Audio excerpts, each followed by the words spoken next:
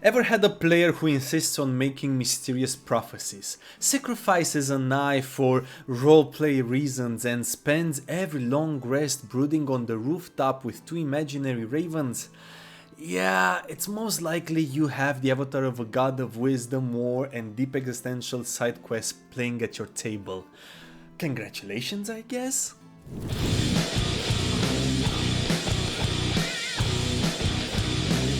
Hello all you wonderfully funky world builders, Funky Monkey here, and welcome to today's tale of ravens, runes and reality bending sacrifices, where knowledge has a price, fate has sharp teeth, and the god in the cloak is always 3 steps ahead of the party. This one comes with a side of self-inflicted spear wounds, giants who play riddles, and the wanderer who collects secrets the way adventurers collect shiny loot. So grab your dice, tighten your cloak around you and maybe double check which eye you're willing to lose, because today we're talking about the one deity who can start a war, end a dynasty and write a poem all in the same afternoon. Now, we all love TTRPGs, be it Dungeons & Dragons, Pathfinder, Daggerheart or whatever calamity or trickster rogue just accidentally triggered.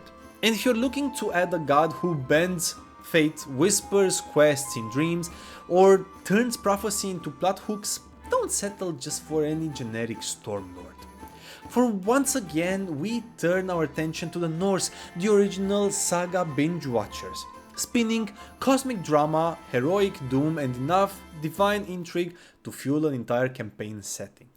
Because if there's one thing today's god teaches us, it's that true wisdom isn't free, and the bill always comes due. Now, before he became the All-Father, because he's the one we're talking about, the chooser of the slain and the one-eyed wanderer stalking the edge of fate, he was just a son of giants with a destiny carved into the bones of the cosmos.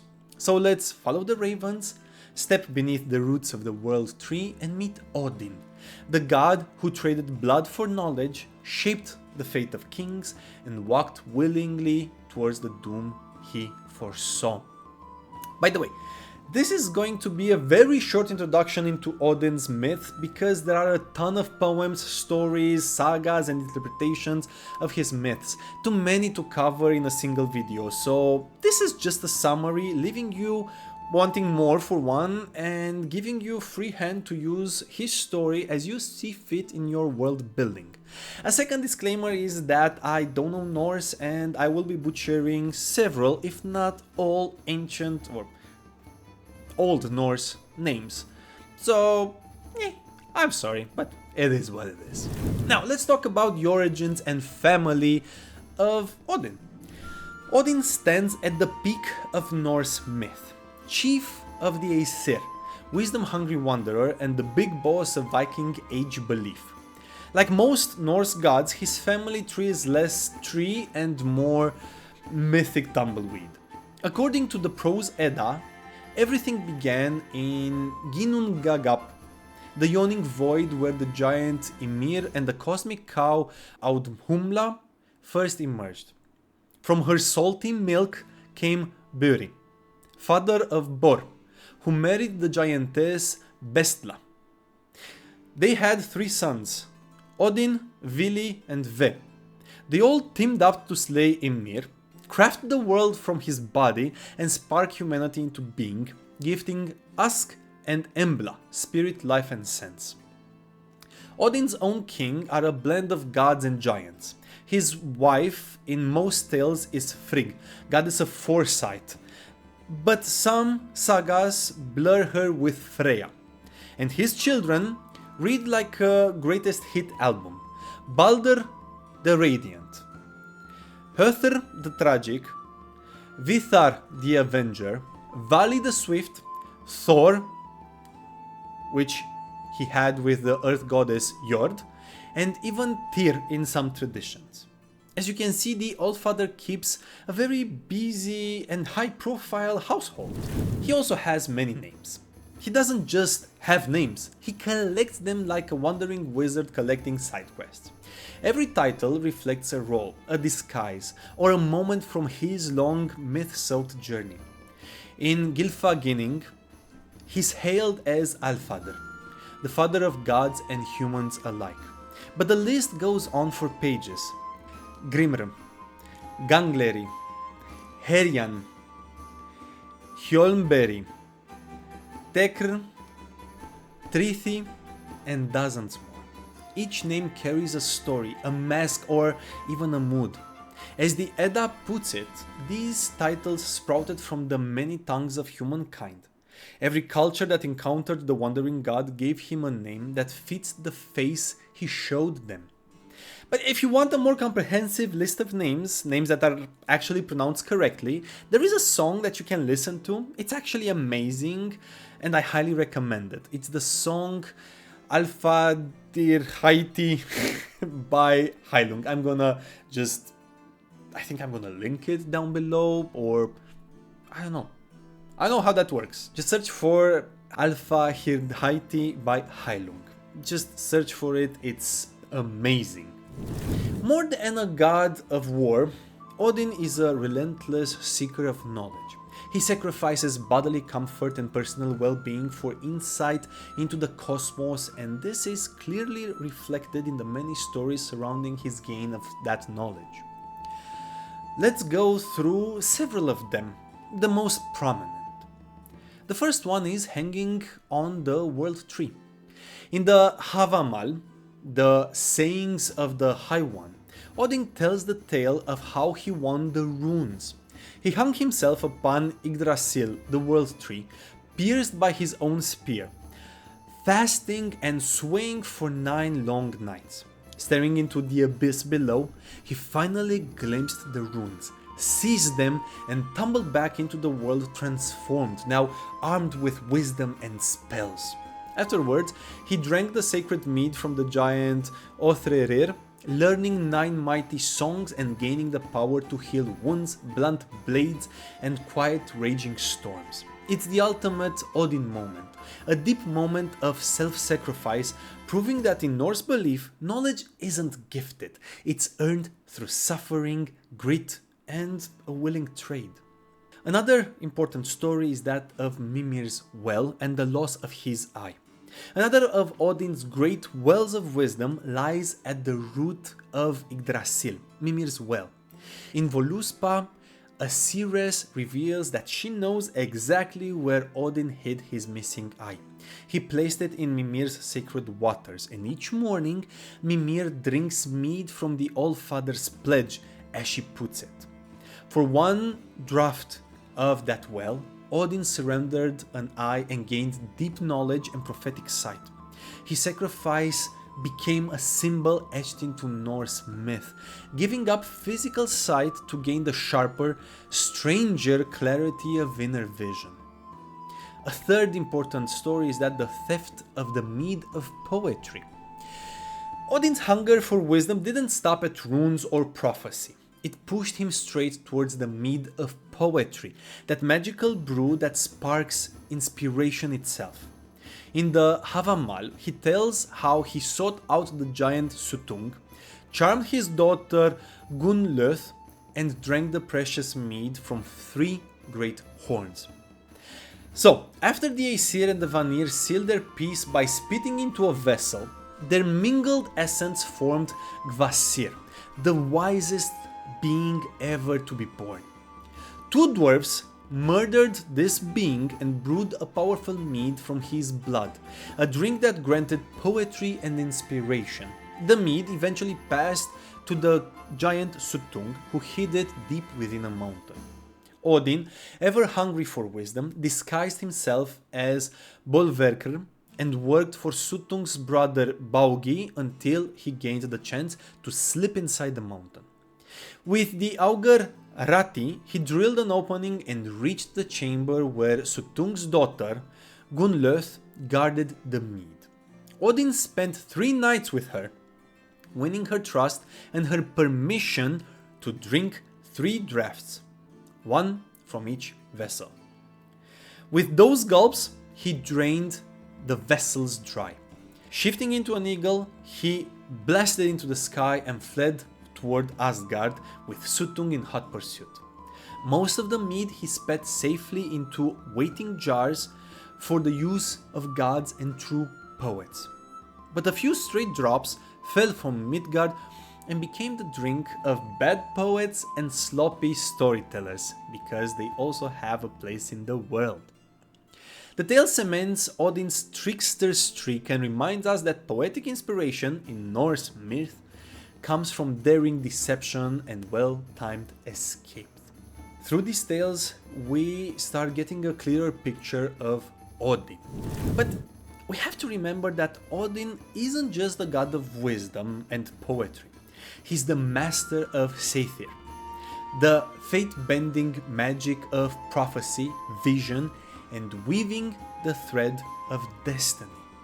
According to the Ynglinga saga, Seithir came to the Aesir after the Aesir-Vanir war, when Freya herself taught its secrets to Odin. Through this art he could peer into futures, twisting outcomes and slipping between shapes as easily as a raven on the wind. Yet Seithir, the magic, carried a heavy social price among the Norse gods. And of course, among Norse society. Among Vikings, it was branded as ergi, unmanly, taboo, a power not fit for men. But Odin practiced it anyway, crossing boundaries without hesitation. It's one more sign of his relentless pursuit of knowledge. No rules, no customs, no taboos, and no expectations could stand between the All-Father and the secrets he sought. By the way, I also have a video on Freya if you want to check it out. It brings another perspective to the story. Odin walks between beauty and bloodshed. As the giver of the mead of poetry, he sparks inspiration in skalds and storytellers, their verses rising like smoke towards him. Yet he's also a god of war, the storm-eyed chooser of the slain, guiding battles, claiming warriors, and filling Valhalla's halls with those who fought bravely enough to catch his eye. In Odin, poetry and warfare aren't opposites. They're two sides of the same raven-feathered coin. Odin rules over Valhalla, the legendary Hall of the Slain. Gylfaginning paints it as a vast golden fortress with 540 doors, and when Ragnarök comes, 800 warriors will surge from each one. Every day, the Einherjar, the greatest fallen heroes, clash in endless combat, cutting each other down in the courtyard of the fortress. Every night they rise again to feast. The cook prepares Sehrimnir, a boar reborn daily, for the banquet, while Odin himself eats nothing. He feeds his meat to his wolves, Geri and Freki, living solely on wine like the most hardcore deity imaginable. Meanwhile, his raven, Hugin, Thought, and Munin, Memory, sweep across the world each dawn, returning at night to whisper the secrets of the world into All-Father's ear. Odin admits he fears they may not come back, revealing a rare vulnerability.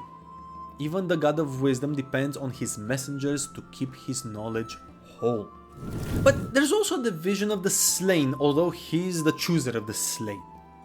In Grimnismal, Odin, traveling incognito as Grimnir, reminds us he doesn't claim every warrior he falls in battle.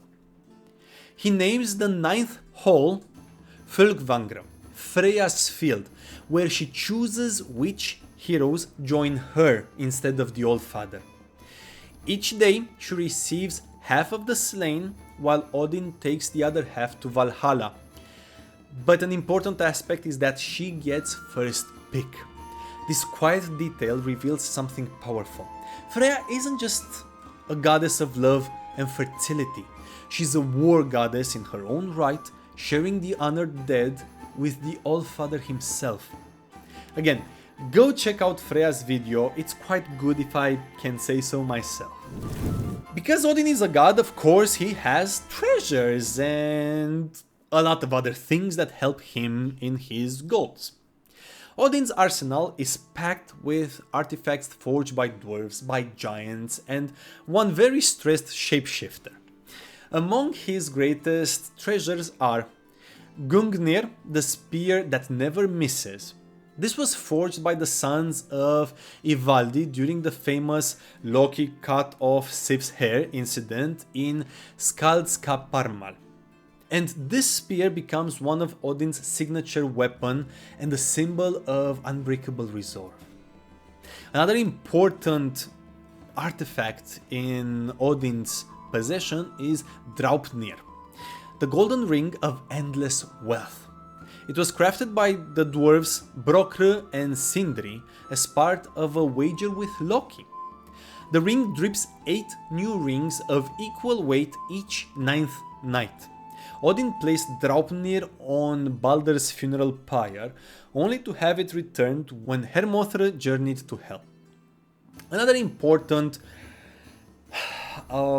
possession of Odin's is Sleipnir, the 8-legged steed, the swiftest of all horses.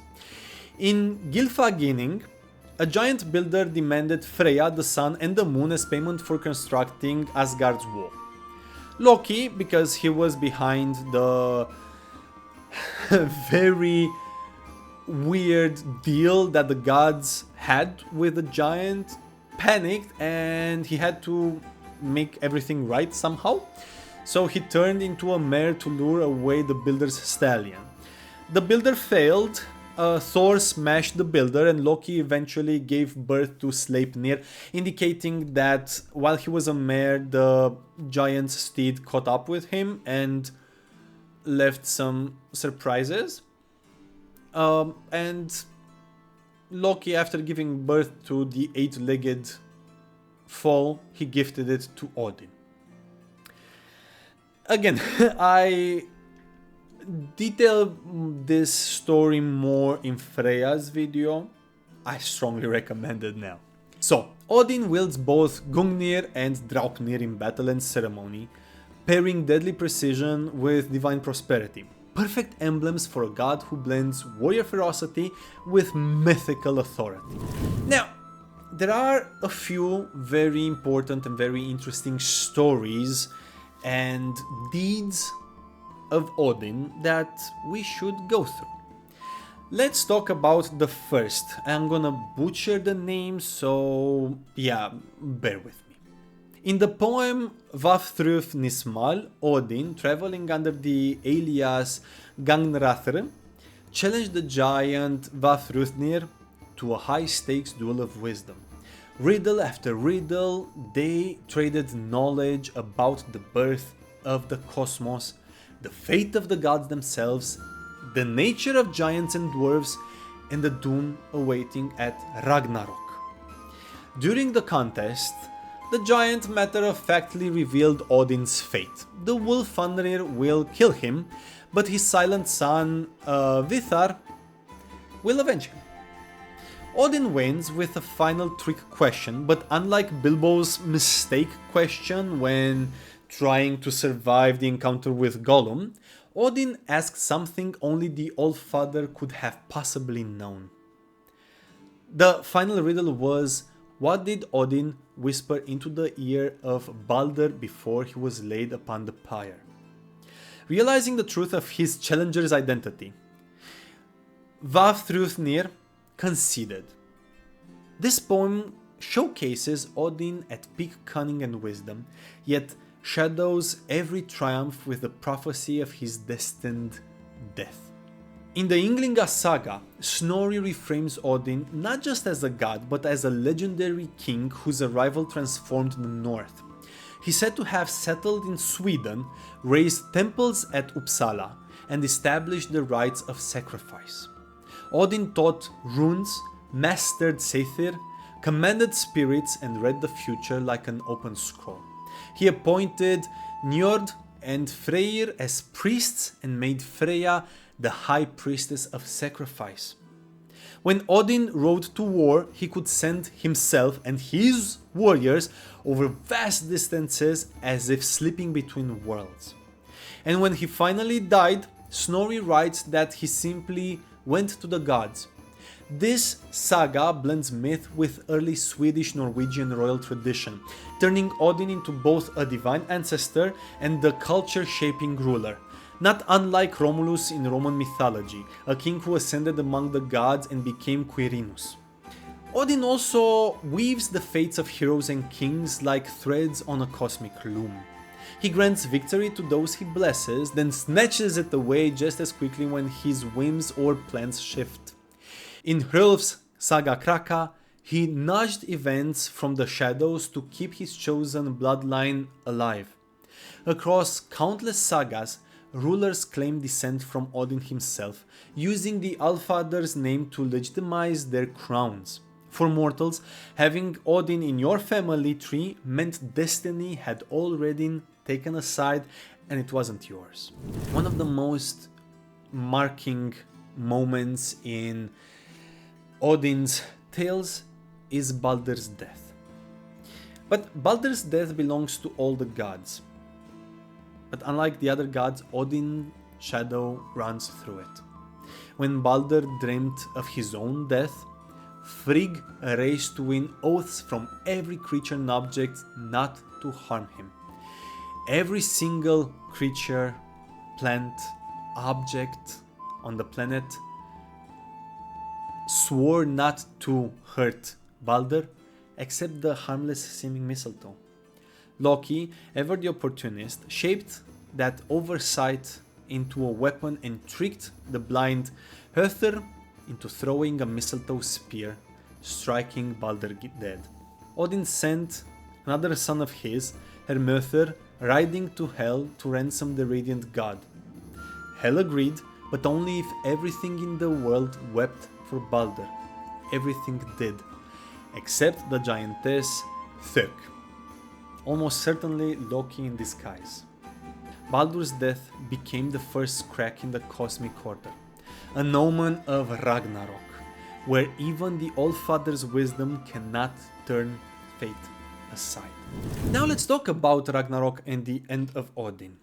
Norse mythology reaches its fiery crescendo in Ragnarok, the doom of the gods. Prophecies speak of a killing winter, a world unraveling, and the final battle where every oath and grudge comes due.